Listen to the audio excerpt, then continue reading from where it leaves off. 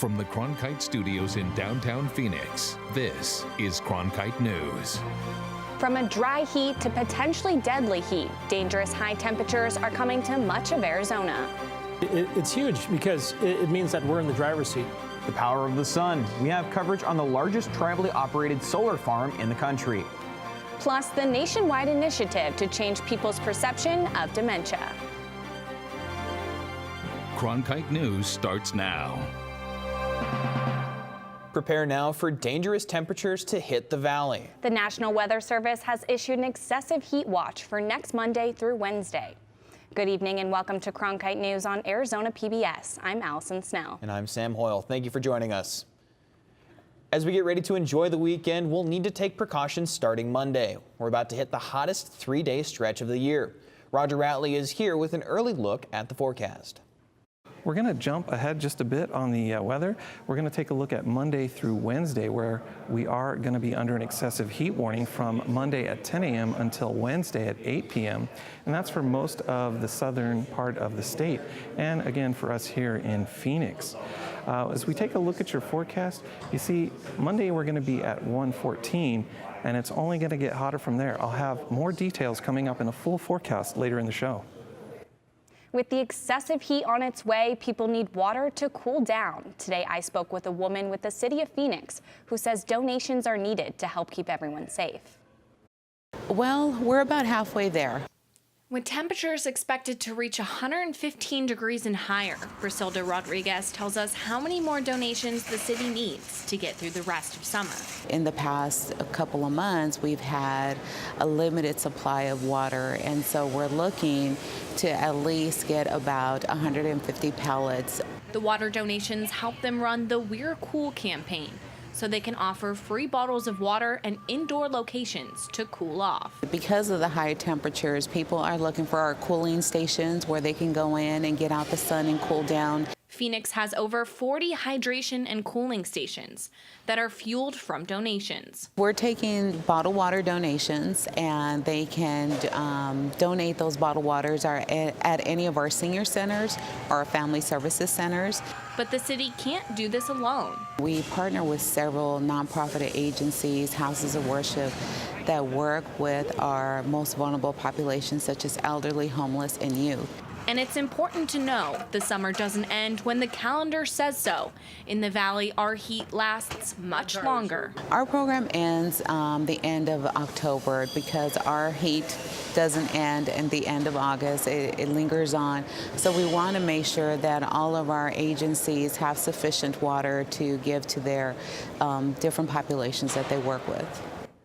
It's key for everyone to drink water. Dehydration can lead to potentially deadly heat-related illnesses. Heat is the #1 weather-related killer in Arizona. On average, 120 people die every year. This afternoon, the Central Arizona Shelter Services received a large donation, 40,000 bottles from Nestle Waters. The donation should be able to provide a month's worth of drinking water to the homeless in Phoenix. Cass is the city's largest homeless shelter and tends to hand out about 1,000 bottles of water each day during the summer. The upcoming heat wave is a bit odd for the valley. Historically, June is our hottest month. But there is a slight chance we could get to 120 degrees next week. Phoenix has only hit 120 degrees 3 times, all of them happening in the month of June.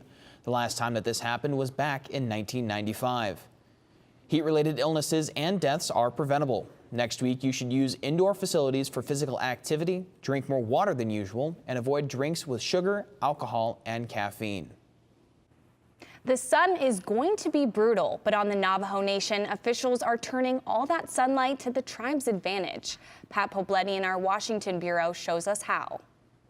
When it comes to bringing power to the Navajo Nation, Jackson Brossi has heard words, but has seen very little action. There have been many announcements in the past of different projects that never came to fruition. So the Navajo Tribal Utility Authority decided to take matters into its own hands.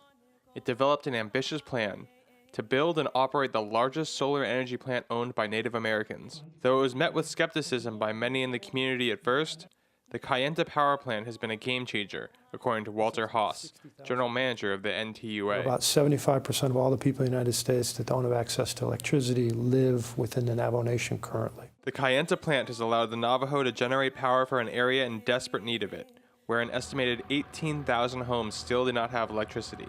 According to Brossi, nearly a third of the Navajo Nation currently live without it, as well as a host of other utilities that many of us take for granted in this day and age. It's just so ridiculous that in 2018 we have 30% of the people that don't have running water and have to go and get water from the pump every day or every week and spend a lot of time, and the same with electricity. As ridiculous as it seems to live without power in the United States, a whole range of factors come into play when attempting to solve what Haas calls a billion-dollar problem. We have a very large unemployment rate. 46.5% of our folks are unemployed. Our per capita income is about $10,700. So you have to provide very low-cost utility services for folks to be able to pay for their bills. The development of the Kayenta solar facility has provided that, as well as providing a much-needed source of jobs and newfound energy independence, according to Brossi. We're shifting to a new paradigm with Navajo energy. In the past, from the 1930s forward, we leased, we didn't own, and now we're owners, and we're growing and growing, and I can see that trend to continue to grow. In Washington, Pat Pobletti, Cronkite News. A new bill could change the standards and training requirements for tribal police officers. The Navajo Nation is looking to set its own requirements for certification, meaning it would no longer follow those of the federal government. The bill was approved by the Navajo Nation Council on Thursday. Supporters argue that tribal officers should be trained under public safety issues related to the tribe's reservation. Tempe recently became the first city in Arizona to train all their first responders in dementia awareness. Emily Richardson reports on this new initiative to help patients, caregivers, and city employees. Tempe became a part of Dementia Friendly America by being the first and only dementia-friendly city in the state of Arizona. Tempe's fire department reached out to the Banner Alzheimer's Institute for help in the way that they interact with members of the community who have dementia. It's been really exciting working directly with firefighters, medics.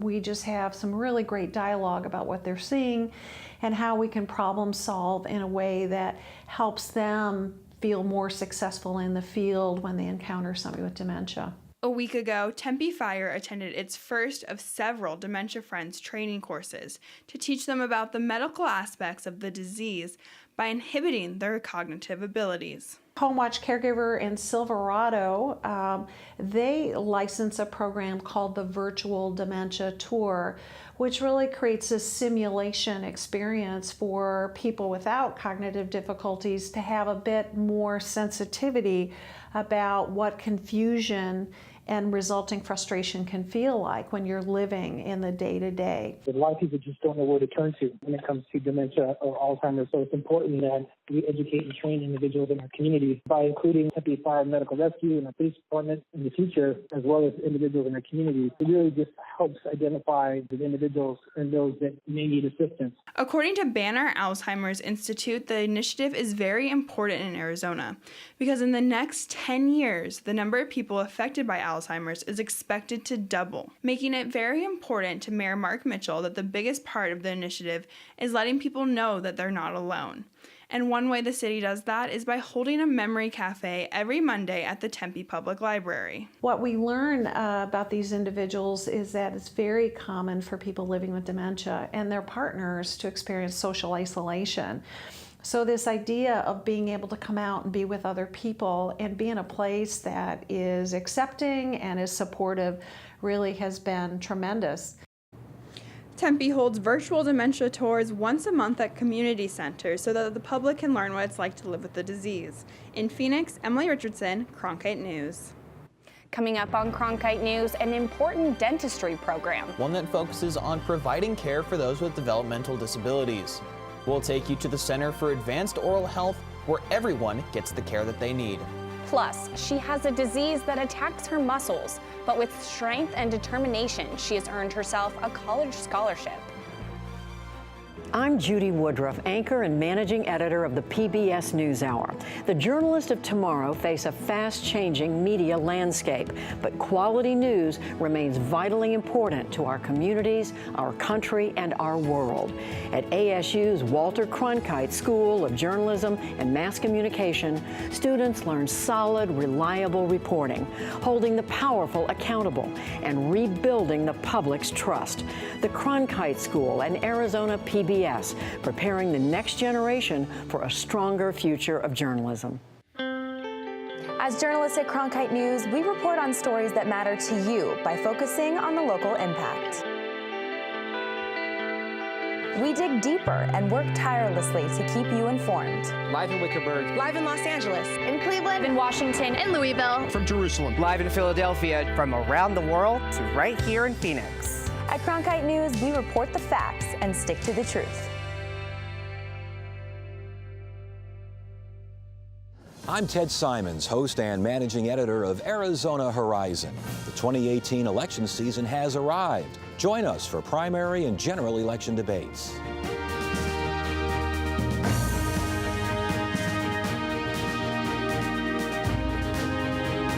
Right here, meet the candidates and hear their positions. Arizona Horizon, your source for what matters most this election season.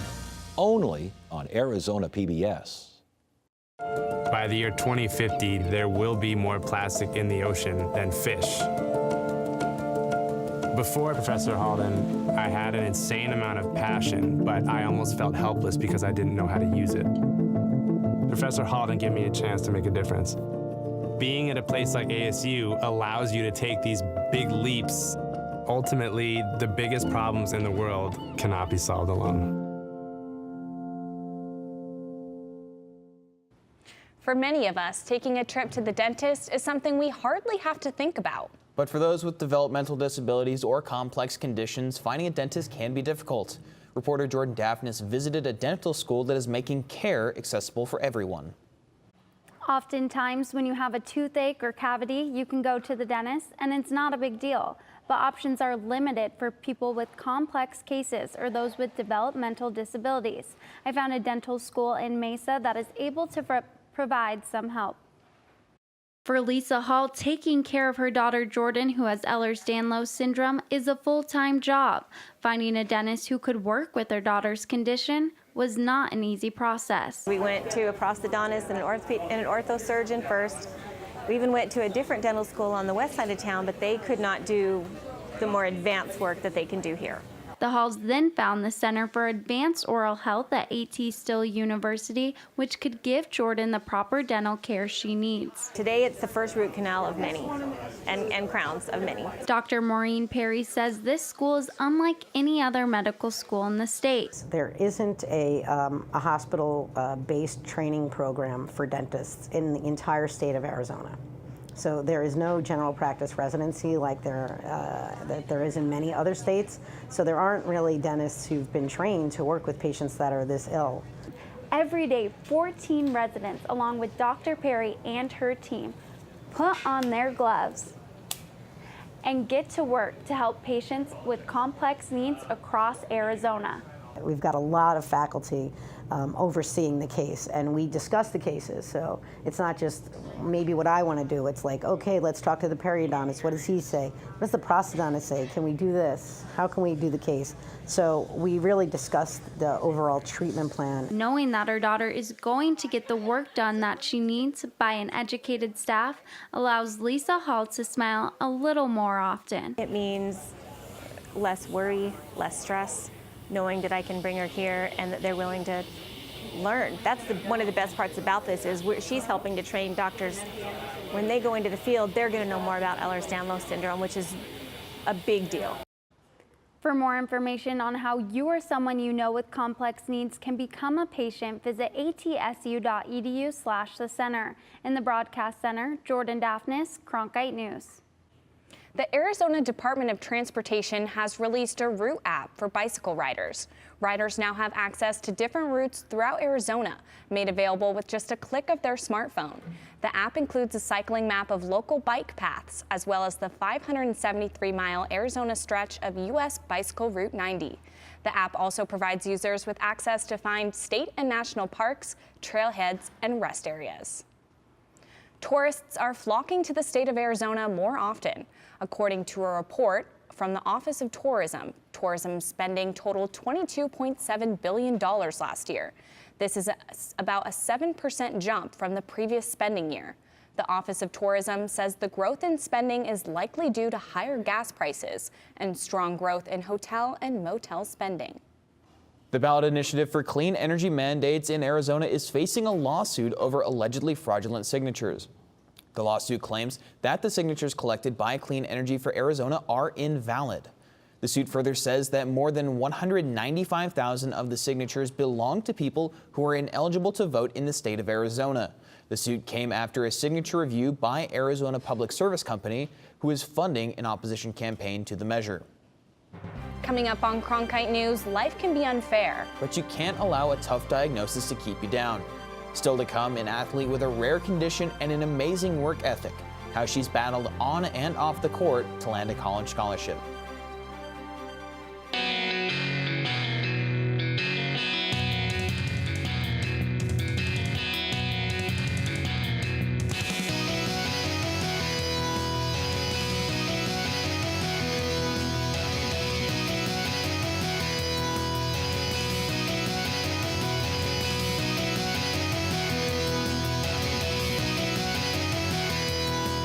Cronkite News, weeknights at 5 on Arizona PBS. I'm Matt Berry, ESPN Sports Center anchor and graduate of ASU's Walter Cronkite School of Journalism and Mass Communication. With its bachelor's and master's degrees in sports journalism, the Cronkite School is preparing the next generation of sports journalists to tell stories that matter, stories that excite, inspire, and inform. Cronkite immerses students in covering sports at all levels in one of the country's top sports markets. It's this hands-on experience under the guidance of award-winning sports media veterans that shape the top journalists of tomorrow. If you're looking for one show that tells you what happened that day in the world of business, it's NBR. We saw a classic shipwreck. Nordstrom's opening stores. Triple-digit gains. Crude climbs. We're there to help our audience find new investment ideas. The market still has room to go up. Nightly Business Report is the longest-running business television program in history. Weeknights at 10:30 on Arizona PBS. Millions of people die every year from drinking dirty water. I would never have felt I had the ability to do something without ASU pushing me. We built filtration systems out of local materials with the people. To see those kids drink clean water for the first time, it's the most rewarding feeling that you can ever have. I went to ASU because I wanted to change the world. The thing I never would have expected is how the world would have changed me. Firefighters from Arizona have joined a team of nearly 1,600 battling the Ferguson fire in California. The fire has burned more than 22,000 acres near Yosemite so far. It's 7% contained. Cooler weather helped crews gain some ground Thursday, but the rugged land has minimal road access, making the fight especially challenging. Evacuations have been ordered in the area. One firefighter has died battling the blaze. Another 2 have been injured. Cleanup efforts are ongoing after tornadoes tore through parts of Iowa. Significant damage was done as several homes and businesses were reduced to rubble. In the city of Marshalltown, a state of emergency has been declared. Some people were taken to the hospital for storm-related injuries, but none are believed to be life-threatening. There has been no reports of any fatalities. Alarming video making the rounds on social media shows waves of trash off of the coast of the Dominican Republic. The video shows just how polluted the world's oceans have become. Volunteers along with public workers in the Dominican Republic are working to clean up the beach. They have collected over 30 tons of trash in 3 days. Another high pollution advisory for the Metro Phoenix area today. The ozone levels are expected to exceed health standards for air quality. Those with respiratory issues have been advised to stay indoors as much as possible today. If you're traveling around the valley, officials encourage use of public transportation, carpools, and driving only if necessary. And a health watch has already been issued for tomorrow because of ozone. Roger Ratley is in now with your full forecast. Right now it's 105 in Phoenix. It's mostly sunny out there. The winds are out of the northwest at 5 miles per hour. The humidity is at 25%, and the dew point is at 63. Around the rest of the valley, very similar temperatures. We've got 106 in Glendale, 104 in Goodyear. Mesa is at 104, and Chandler is also at 104. Around the rest of the state, Flagstaff saw a high today of 84. Kingman saw a high of 99. In Douglas, they were at 95, and Tucson was at 100. Now, there's not much chance of rain for us here in the valley tonight, but up in the high country, in fact, Flagstaff, where they've already seen a lot of rain, there is a chance of rain for them. In fact, tomorrow night, there's a 50% chance of rain for them. Back here for us in the valley, we're going to see 105 on Saturday, Sunday at 111, and here's where things really start to change. Monday at 114, and Tuesday 116, Wednesday 115. And again, we are under that excessive heat warning from Monday until Wednesday. So stay hydrated and try to stay indoors if you can. I'm Roger Ratley in the Weather Center. Still to come, she won 3 state championships on the basketball court. But her toughest battle happens off the court. She has a disease that weakens her muscles, but doesn't use it as an excuse. It only makes her stronger. I like working for Cronkite News because it gives us the opportunity to find a different angle on the same stories that every other news outlet is covering across Arizona. As students, we have the opportunity to cover issues all across the state of Arizona. It gives me a good chance to sharpen my skills, improve my skills, learn the techniques in a newsroom and in the programs and teamwork and technology, getting me prepared for the real world. And at the same time, I think we do a great job, make some great stories, do great journalism for the city of Phoenix and the state of Arizona. I'm Ted Simons, host and managing editor of Arizona Horizon. Join us each weekday at 5:30 and 10 as we bring you the top newsmakers who impact the state. We cover the stories in depth that shape and affect our local communities, and we take the time to ensure that all voices are equally heard. For more than 30 years, Arizona Horizon has been your voice and your source for what matters most, right here on Arizona PBS. Hello from the children of planet Earth. Exploring, it's the lifeblood of the mission. Human beings are a curious bunch. What are we going to see when we get really close? Just because an idea is crazy, it's not necessarily wrong. We were on our way. You don't get anywhere until you've tested the limits. That carries an intensity you can't imagine. You could hear people just, whoa. Oh my God, absolutely spectacular. It's a rush. We ask a lot of our heroes. We are at a remarkable moment. We're going farther than any exploration ever has.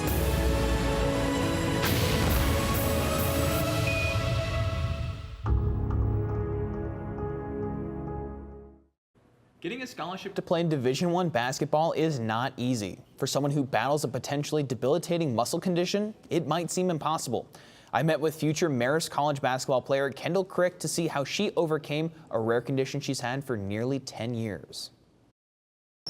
When Kendall Crick was 8 years old, she told her dad she didn't want to play basketball anymore because she thought she wasn't good enough. Being that little, I thought, she's probably just doing something wrong, or, it's coming out of her hands too early, whatever. But she goes out to the basket out front, and she literally can't shoot the ball more than a couple feet out of her hands. Kendall's inability to shoot the ball stemmed from a condition called dermatomyositis. According to the Mayo Clinic, the inflammatory disease causes muscle weakness that gradually gets worse if left untreated. For Kendall, handling her symptoms wasn't easy. She credits sports for keeping her on the right track. Playing sports kind of helped me more through the mental aspect of it. It helped me continue just pushing through and having that schedule of I practice this day, this day, this day. It kind of just helped me continue and know that I have to get through this. It kept me going. Now, even after winning 3 straight titles with the Sentinels, the Seton Catholic Prep varsity girls basketball head coach Karen Self says that the strides that Crick has made on the court are nowhere near as impressive as the strides that she's made off the court. The biggest growth thing for Kendall is just realizing that it's okay to talk about this. It's not something to be ashamed of. It's not it's not your fault. Like you were just, developed an autoimmune condition. There's nothing you can do about that. With Kendall's condition under control, she accepted an offer to play Division I basketball at Marist College in Poughkeepsie, New York earlier this year. Crick is currently attending Marist summer workouts leading up to the start of the school year. The Lori Piestewa National Native American Games take place this weekend. Opening ceremonies began this afternoon in Scottsdale. Thousands of athletes from dozens of tribes are expected at the Piestewa Games. Lori Piestewa was the first Native American woman to be killed in combat. Piestewa was in the Army when her convoy was ambushed in March of 2003. She would later be rescued but died of her injuries. Her best friend, Jessica Lynch, was rescued and survived. Lynch spoke today at the opening ceremony. One of Lori's dreams was to bring people together, and by looking out at the crowd today and seeing all of you here, I think she has accomplished that. This weekend, athletes will compete in basketball, volleyball, softball, and track and field. The Piestewa Games are the largest competition of its kind. Cronkite News is proud to be the news division of Arizona PBS. Here's what's coming up on Arizona Horizon and PBS NewsHour. On the next Arizona Horizon, it's the Journalists Roundtable. Fallout continues over legislative immunity for state lawmakers, and the bribery case of a former corporation commissioner ends in a mistrial. I'm Judy Woodruff on the next NewsHour. A historian tells the story of her second act, becoming an art student at 64 years old. That's Friday on the PBS NewsHour. That's it for Cronkite News tonight. Thank you for joining us. For top Arizona stories anytime, go to cronkitenews.azpbs.org.